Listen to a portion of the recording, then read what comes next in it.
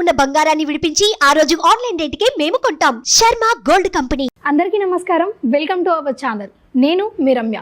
October మాసంలో 12 రాష్ట్రాల వారికి ఏం జరగబోతుంది అని మనకు తెలియజేయడానికి ఈరోజు మన ముందున్నారు ప్రముఖ జ్యోతిష పండితులు, అలాగే లలిత ఉపాసకులు బ్రహ్మశ్రీ నానాజీ పట్నాయక్ గారు. గురుగారిని అడిగి మరెన్నో విశేషాలు తెలుసుకుందాం. గురుగారు నమస్కారం. శ్రీమాత్రే నమః.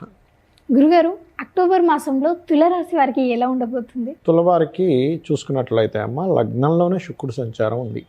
కాకపోతే గ్రహణం 12వ స్థానంలో ఉంది ఈ మాసంలో. వీళ్ళకి మొదటి మాసం ప్రారంభంలోనే ఎందుకు చెప్పుకుంటున్నామంటే 40 రోజులు గ్రహణ ప్రభావం ఉంటుంది ఎప్పుడు కూడా. అయితే ఇండియాలో ఉండే వాళ్ళకి కాదు, బయట దేశాల్లో ఉన్న అమెరికన్ కంట్రీస్లో ఉండేటువంటి వారు కాస్త ఇన్వెస్ట్మెంట్స్ ఆఫ్టర్ మ్యారేజ్ తర్వాత వివాహ జీవితం విషయంలోనే వీళ్ళు జాగ్రత్తగా ఉండాలి. అయితే లగ్నంలో ఉండే శుక్రుడు చాలా మటుకు సేవ్ చేస్తాడు. ఎలాంటి విషయాలు సేవ్ చేస్తాడంటే 13వ తేదీ లోపల ఏదైనా ప్లేస్ చేంజ్ కోసం, అంటే ఉద్యోగరీత్యా చేంజ్ కోసం, ఉద్యోగంలో హైక్ కోసం వీటికి సేవింగ్ అనేటువంటిది ఉంటుంది. కాకపోతే రెండవ అధిపతి కూడా కాస్త 10వ స్థానంలో నీచి పొందుతున్నాడు. కాబట్టి కుటుంబ సభ్యుల్లో ఎవరైనా యువకులు కొంచెం యంగ్స్టర్స్తో చిన్న ఘర్షణలు ఏర్పడడం అట్లాంటివి కొంచెం ఉంటే, వర్క్ స్ట్రెస్ ఉంటుంది, ఒక లాభం రావాలని దాని మీద స్ట్రెస్ ఉంటుంది, లాభము వస్తుంది, నీచభంగ రాజయోగం ఉంటుంది. అంటే ఇక్కడ ఒకటేసారి ఏమైపోయాయంటే బాధ కూడా లగ్నంలో వచ్చి కూర్చుంటున్నాడు రవి.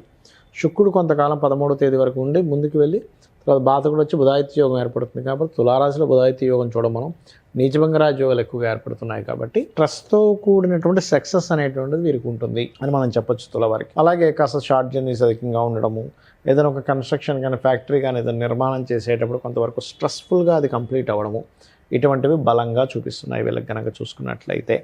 అయితే ఇక్కడ వీరు వీలైనంత మట్టుకు ఏదైనా సంబంధాలు, వివాహ సంబంధాలు ఏదైనా మాట్లాడుకోవాలనుకుంటే వీలైనంత మట్టుకు కుజుడు మారకముందే, అంటే 20వ తేదీ లోపలే మాట్లాడుకుంటే మంచిది. ఏదైనా శుభకార్యాలు కావచ్చు, ఏదైనా పెళ్లి చూపులు కావచ్చు, ఏదైనా కానీ గుర్తుపెట్టుకోండి.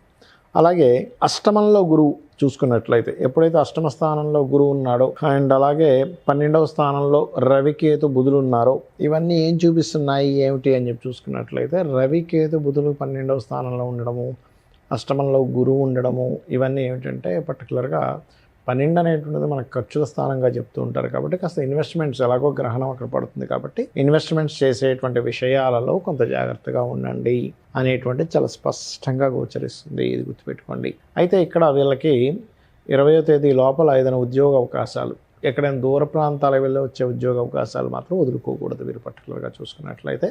ఇక వీళ్ళు చేయవలసినటువంటి దేవత ఆరాధన ఏమిటి అని చెప్పి చూసుకున్నట్లయితే, కాళికా అమ్మవారి యొక్క ఆరాధన చేయడం చాలా మంచిది.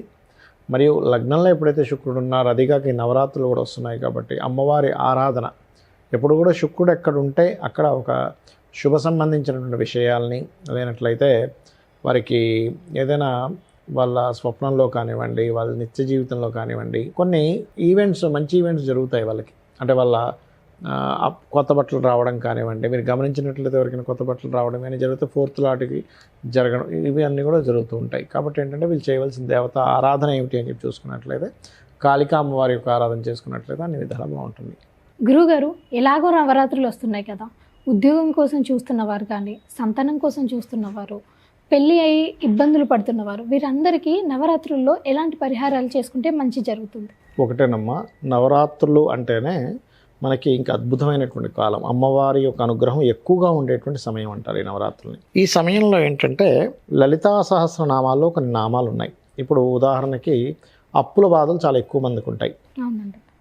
మన బిల్వపత్రం మీద చక్కగా ఎర్రచందనం రాసి అమ్మవారి దగ్గర పెడుతూ ఓం అపర్ణాయై నమః అనే నామస్మరణ కనుక చేసినట్లయితే ఖచ్చితంగా ఆ ఇబ్బంది అనేది తగ్గుతుంది వాళ్ళకి. అప్పుల బాధలు అనేవి ఎన్నిసార్లు చేయాలి? రోజుకు 1 గంట సేపు చేయాలి, ఉదయం గంట, సాయంత్రం గంట. అలాగే ధన సంబంధించిన ఇబ్బందులు బాగా ఎక్కువగా ఉన్నాయనుకోండి, పాయసం తయారు చేసి అమ్మవారి దగ్గర పెట్టి ఓం సంపత్కరీ సమారూఢ సింధుర వ్రజ సేవితాయే నమః, లేనట్లయితే ఓం ధర్మాధ్యక్ష ధనాధ్యక్ష ధనధాన్య వివర్ధనీయే నమః, పాలతో అభిషేకం అయినా చేయొచ్చు, చక్కెరతో అభిషేకం చేస్తూ కూడా ఈ నామాన్ని పలకొచ్చు. అదేవిధంగా వివాహం అయింది కానండి, మాకు చాలా ఇబ్బందులు ఉన్నాయి అని అనుకుంటే కనుక ఇక్కడ ఏంటంటే, అంటే గొడవలు అవి ఉంటుంటాయి కదమ్మా, ఓం శివకామేశ్వరాంకస్త శివా స్వాధీన వల్లభాయే నమః అనే నామస్మరణ ఉదయం సాయంత్రం చేసినట్లయితే, ఎందుకంటే ఇది నవరాత్రులు కదా, ఈ సమయంలో చేసేటువంటి మంత్రానికి ఎక్కువ పట్టు ఉంటుంది. అలాగే మరొకటి ఏంటంటే, ఉదాహరణకి ఉద్యోగం రావట్లేదు అనుకుంటే కనుక ఓం శ్రీమాత శ్రీ మహారాజ్ని శ్రీమత్ సింహాసనేశ్వరి నమః, లేనట్లయితే ఓం మాణిక్య మకుటాకార జానుద్వయ విరాజితాయే నమః చేసుకోవచ్చు. కొంతమందికి చూడండి మా పనులు మధ్యలో ఆగిపోతూ ఉంటాయి, కొంచెం వర్క్ అయ్యి ఆగిపోతూ ఉంటుంది. అలాంటప్పుడు ఏంటంటే వాళ్ళు పర్టికులర్గా చేయవలసినటువంటిది ఓం అష్టమీ చంద్ర విభ్రాజ అలికస్థల శోభితాయై నమః. ఇది కనుక చేసినట్లయితే ఖచ్చితంగా బాగుంటుంది. ఇలా ఏంటంటే ఒక్కొక్క దానికి ఒక్కొక్కటి, కొంతమందికి హెల్త్ ఇష్యూస్ ఉంటాయి. అలాంటి వాళ్ళకి ఏంటంటే పర్టికులర్గా ఓం సర్వవ్యాధి ప్రశమని సర్వమృత్యు నివారణి అగ్రగణ్య చింత్య రూప కలికల్మశనాశిని నమః. ఏదైనా ఫుడ్ తినేటప్పుడు కూడా క్రీమ్ అచ్యుతానంత గోవింద అనుకుంటూ తింటే కూడా వాళ్ళకి అది ఔషధంగా మారుతుంది. మరొకటి ఏంటంటే అమ్మ ఇక్కడ దీంతో పాటు ఇక్కడ మీరు అర్థం చేసుకోవాల్సింది, ఎప్పుడు కూడా గోచార ఫలితంతో పాటు మన జన్మజాతకం కూడా ఉంటుంది. అంటే మన జన్మజాతకంలో లగ్న బలం ఎలా ఉంది, మనం ఏదైనా ఒక పని చేయలేకపోతున్నాం అంటే లగ్నం బలంగా లేదని అర్థం. అప్పుడు శ్రీమాత్రే నమః అనుకుంటే కూడా లగ్న బలం పెరుగుతుంది. ఫైనాన్షియల్గా ధనస్థానం బాగోపోతే ఇందాక నేను చెప్పినట్టుగా సంపత్కరీ సమారూఢ పనిచేస్తుంది. అదేవిధంగా ఎవరికైనా భయం ఉంటుంది కొంతమందికి, ఏ పని చేయాలన్నా సరే. అలాగా ఎక్కువ ఫియర్ ఉండేటువంటి వారు ఏంటంటే కనకాంగద కేయూర కమనీయ భుజాన్విత అనేటువంటి నామం అద్భుతంగా పనిచేస్తుంది. అలా ఒక్కొక్క దానికి ఒక్కో నామం. పలానా దానికి అమ్మవారి యొక్క రూపాల్లో పలానా రూపంగా ఉంటూ పలానా శక్తి కలిగి ఉందని అమ్మవారు అని చెప్పి మనం కనుక ఎప్పుడైతే కీర్తిస్తామో ఆ శక్తి మనకు వస్తుందమ్మ. కాబట్టి ఏంటంటే ఒకటే జాతకం ఎలా ఉంది, లేకపోతే నాకు వాస్తు బాలేదేమో, అమ్మో నేను ఇది చేయలేనేమో అది చేయలేమో, అవన్నీ కాకుండా ఏంటంటే నేను అమ్మవారిని నమ్ముకున్నాను, అమ్మవారే నాకు మొత్తం దారి చూపిస్తుంది అనేటువంటి భావనతో ఎవరైతే మంత్రాన్ని చేస్తారో, అంటే అమ్మవారిని స్మరించడం, మంత్రం అంటే ఇక్కడ ఏం లేదు, అమ్మవారిని మనస్ఫూర్తిగా స్మరించడం. ఇక్కడ మీకు రూపాయి ఖర్చు అవ్వద్దు దీనివల్ల, అంతే కదమ్మా. మీరేమీ అక్కడికి వెళ్ళి ఇంకో 1000 లక్షలు పెట్టి పూజలు చేయించుకోవాల్సిన అవసరం లేదు. అంటే చేయడం తప్పని నేను చెప్పట్లే, హోమాలు యజ్ఞాలు ధనం ఉన్నవాళ్ళు చేయండి, ఎందుకంటే లోక జ్ఞానం కోసం చేయాలి. ఎందుకంటే మనకి దేవతలు స్వీకరిస్తారు, దాని ద్వారా విశ్వం బాగుంటుంది. కాకపోతే ఏంటంటే ఇప్పుడు ధనం లేదు, ముందే ఉద్యోగం లేదు, ఈయన అన్నన్ని వేలు పెట్టి ఎక్కడ చేయించుకుంటాడు. కాబట్టి చక్కగా నవరాత్రుల్లో ఈ మంత్రం చేసుకోవడం ద్వారా వాళ్ళకి ఉపశమనం అనేటువంటిది ఖచ్చితంగా లభిస్తుంది. అయితే ఇక్కడ ఏంటంటే లేడీసు ఖచ్చితంగా రోజు తలస్నానం చేయాల్సిన అవసరం లేదు. మొదటి రోజు చేసి తర్వాత శిరస్నానం చేయొచ్చు. జెంట్స్ మాత్రం నిత్యము తలస్నానం చేయమని చెప్పారు. వస్త్రం ఖచ్చితంగా ఉండాలి స్నానం చేసేటప్పుడు. ఎందుకంటే మనం ఏమనుకుంటామంటే పూజ చేస్తున్నాం, మంత్రం చేస్తున్నాం, ఫలితం రావట్లేదు అనుకో, వస్త్రం లేకుండా చేస్తారు, దానివల్ల ఫలితం రాదు. ఇలాగ అనేకమైనటువంటి తప్పులు జరుగుతుంది. ఆ తప్పులు ఏమీ జరగకుండా ఇలా చేసినట్లయితే అన్ని విధాలా బాగుంటుంది. గురుగారు, అక్టోబర్ మాసంలో వృశ్చిక రాశి వారికి ఎలా ఉండబోతుంది? వృశ్చిక రాశి వారికి కనుక అక్టోబర్ మాసంలో కనుక చూసుకున్నట్లయితే పర్టికులర్గా మీకు ఇక్కడ రాశ్యాధిపతి ఎవరైతే కుజుడు ఉన్నాడో 20వ తేదీ వరకు అష్టమ స్థానంలో ఉన్నందుకు కాస్త వేరే వేరే ప్రదేశాలు తిరగడం లాంటివి ఎక్కువగా జరుగుతూ ఉంటాయి. దాని తర్వాత భాగ్యంలోకి వెళ్తాయి. కాబట్టి లాంగ్ జర్నీ చేసేటప్పుడు 20వ తేదీ నుంచి కాస్త జాగ్రత్తగా ఉండాలి. కాకపోతే వీళ్ళకి ధనాధిపతి ఎప్పుడైతే సప్తమంలో ఉన్నాడో విదేశీ ధనయోగాన్ని, వేరే ప్రాంతాలకు వెళ్ళడం ద్వారా ధనయోగాన్ని, పార్ట్నర్స్ ద్వారా కొంత ధనయోగాన్ని ఇస్తాడు ఇక్కడ. కాకపోతే 3వ స్థానంలో ఎప్పుడైతే 3వ స్థానం వైపు శని యొక్క సంచారం రావడం, 3 మీద కుజుడు దృష్టి ఉండడం అనేటువంటిది మాత్రం ఎవరితోనైనా కమ్యూనికేట్ చేసేటప్పుడు అది కాస్త జాగ్రత్తగా ఉండాలి, గుర్తుపెట్టుకోండి. అలాగే మరొక విషయం ఏంటంటే ఇక్కడ కొంచెం ఏదైనా ప్రాపర్టీస్ తీసుకునేటప్పుడు కూడా వీళ్ళు కాస్త జాగ్రత్త పడాలమ్మా.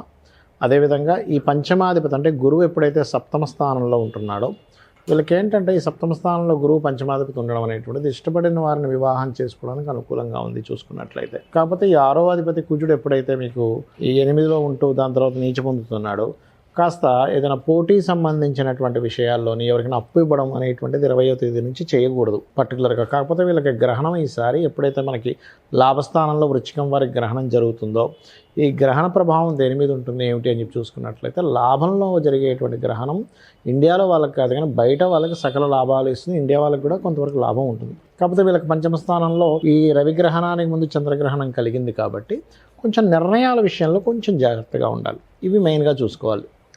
అలాగే మరొక విషయం ఏంటంటే ఇక్కడ ఈ యొక్క రాశి వారికి పర్టికులర్గా దశమాధిపతి లాభంలో రావడం, ప్రమోషన్స్ రిలేటెడ్ సంబంధించిన విషయంలో బాగా కలిసి రావడం అనేది చెప్పుకోవచ్చు. ఎలాగో 12వ స్థానంలో శుక్రుడు ఉన్నాడు కాబట్టి వృశ్చికం వారికి 13వ తేదీ వరకు ఉంటాడు కాబట్టి వీళ్ళకి ఏంటంటే వివాహ నిర్ణయాల, అంటే వివాహం జీవితం విషయంలో గతంలో జరిగినటువంటి కొన్ని డిస్టర్బెన్సెస్ అవి కొంచెం క్యూర్ అవ్వడానికి ఈ నెలలో 13వ తేదీ వరకు చాలా అనుకూలంగా ఉంది అనేటువంటి చాలా స్పష్టంగా గోచరిస్తుంది.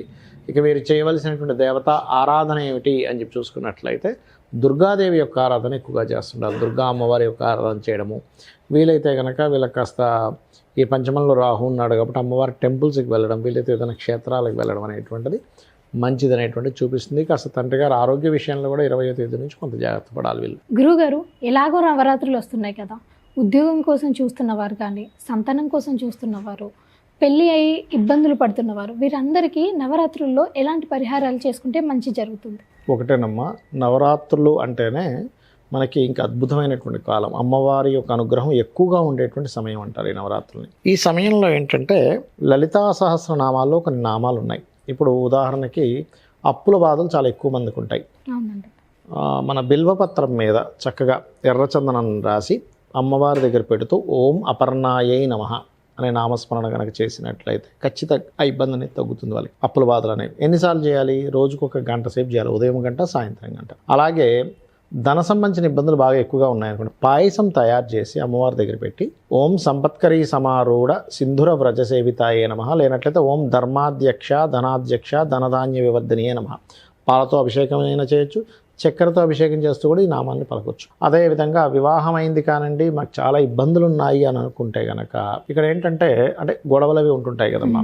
ఓం శివకామేశ్వరాంకస్త శివా స్వాధీన వల్లభాయే నమః అనే నామస్మరణ ఉదయం సాయంత్రం చేసినట్లయితే, ఎందుకంటే ఇది నవరాత్రులు కదా, ఈ సమయంలో చేసేటువంటి మంత్రానికి ఎక్కువ పట్టు ఉంటుంది. అలాగే మరొకటి ఏంటంటే ఉదాహరణకి ఉద్యోగం రావట్లేదు అనుకుంటే కనుక ఓం శ్రీమాత శ్రీ మహారాజ్ని శ్రీమత్ సింహాసనేశ్వరి నమః, లేనట్లయితే ఓం మాణిక్య మకుటాకార జానుద్వయ విరాజితాయే నమః చేసుకోవచ్చు. కొంతమందికి చూడండి మా పనులు మధ్యలో ఆగిపోతూ ఉంటాయి, కొంచెం వర్క్ అయ్యి ఆగిపోతూ ఉంటుంది. అలాంటప్పుడు ఏంటంటే వాళ్ళు పర్టికులర్గా చేయవలసినటువంటిది ఓం అష్టమీ చంద్ర విభ్రాజ అలికస్తర శోభితాయే నమః, ఇది కనుక చేసినట్లయితే ఖచ్చితంగా బాగుంటుంది. ఇలా ఏంటంటే ఒక్కొక్క దానికి ఒక్కొక్కటి, కొంతమందికి హెల్త్ ఇష్యూస్ ఉంటాయి, అలాంటి వాళ్ళకి ఏంటంటే పర్టికులర్గా ఓం సర్వవ్యాధి ప్రశమని సర్వమృత్యు నివారణి అగ్రగణ్య చింత్యరూప కలికల్మశనాశిని నమః. ఏదైనా ఫుడ్ తినేటప్పుడు కూడా క్రీమ్ అచ్యుతానంతా గోవింద అనుకుంటూ తింటే కూడా వాళ్ళకి అది ఔషధంగా మారుతుంది.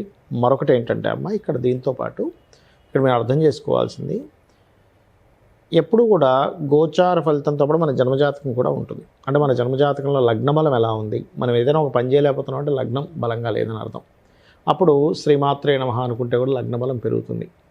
ఫైనాన్షియల్గా ధనస్థానం బాగోపోతే ఇందాక నేను చెప్పినట్టుగా సంపత్కరీ సమారూఢ పనిచేస్తుంది. అదేవిధంగా ఎవరికైనా భయం ఉంటుంది కొంతమందికి, ఏ పని చేయాలన్నా సరే. అలాగా ఎక్కువ ఫియర్ ఉండేటువంటి వారు ఏంటంటే కనకాంగద కేయూర కమనీయ భుజాన్విత అనేటువంటి నామం అద్భుతంగా పనిచేస్తుంది. అలా ఒక్కొక్క దానికి ఒక్కో నామం, పలానా దానికి అమ్మవారి యొక్క రూపాల్లో పలానా రూపంగా ఉంటూ పలానా శక్తి కలిగి ఉందని అమ్మవారు అని చెప్పి మనం కనుక ఎప్పుడైతే కీర్తిస్తామో ఆ శక్తి మనకు వస్తుందమ్మా. కాబట్టి ఏంటంటే ఒకటే జాతకం ఎలా ఉంది, లేకపోతే నాకు వాస్తు బాలేదేమో, అమ్మో నేను ఇది చేయలేనేమో అది చేయలేమో, అవన్నీ కాకుండా ఏంటంటే నేను అమ్మవారిని నమ్ముకున్నాను, అమ్మవారే నాకు మొత్తం దారి చూపిస్తుంది అనేటువంటి భావనతో ఎవరైతే మంత్రాన్ని చేస్తారో, అంటే అమ్మవారిని స్మరించడం, మంత్రం అంటే ఇక్కడ ఏం లేదు, అమ్మవారిని మనస్ఫూర్తిగా స్మరించడం. ఇక్కడ మీకు రూపాయి ఖర్చు అవ్వద్దు దీనివల్ల, అంతే కదమ్మా. మీరేమీ అక్కడికి వెళ్ళి ఇంకో 1000 లక్షలు పెట్టి పూజలు చేయించుకోవాల్సిన అవసరం లేదు. అంటే చేయడం తప్పని నేను చెప్పట్లే, హోమాలు యజ్ఞాలు ధనం ఉన్నవాళ్ళు చేయండి, ఎందుకంటే లోక కళ్యాణం కోసం చేయాలి. ఎందుకంటే మనకి దేవతలు స్వీకరిస్తారు, దాని ద్వారా విశ్వం బాగుంటుంది. కాకపోతే ఏంటంటే ఇప్పుడు ధనం లేదు, ముందే ఉద్యోగం లేదు, ఈయన అన్నన్ని వేలు పెట్టి ఎక్కడ చేయించుకుంటాడు. కాబట్టి చక్కగా నవరాత్రుల్లో ఈ మంత్రం చేసుకోవడం ద్వారా వాళ్ళకి ఉపశమనం అనేటువంటిది ఖచ్చితంగా లభిస్తుంది. అయితే ఇక్కడ ఏంటంటే లేడీసు ఖచ్చితంగా రోజు తలస్నానం చేయాల్సిన అవసరం లేదు, మొదటి రోజు చేసి తర్వాత శిరస్నానం చేయొచ్చు. జెంట్స్ మాత్రం నిత్యము తలస్నానం చేయమని చెప్పారు. వస్త్రం ఖచ్చితంగా ఉండాలి స్నానం చేసేటప్పుడు, ఎందుకంటే మనం ఏమనుకుంటామంటే పూజ చేస్తున్నాం, మంత్రం చేస్తున్నాం, ఫలితం రావట్లేదు అనుకో, వస్త్రం లేకుండా చేస్తారు, దానివల్ల ఫలితం రాదు. ఇలాగ అనేకమైనటువంటి తప్పులు జరుగుతుంది. ఆ తప్పులు ఏమీ జరగకుండా ఇలా చేసినట్లయితే అన్ని విధాలా బాగుంటుంది. గురుగారు, ఎంతో చక్కటి విలువైన సమాచారాన్ని మా ప్రేక్షకులకు అందజేశారు, మీకు ధన్యవాదాలు. శ్రీమాత్రే నమః.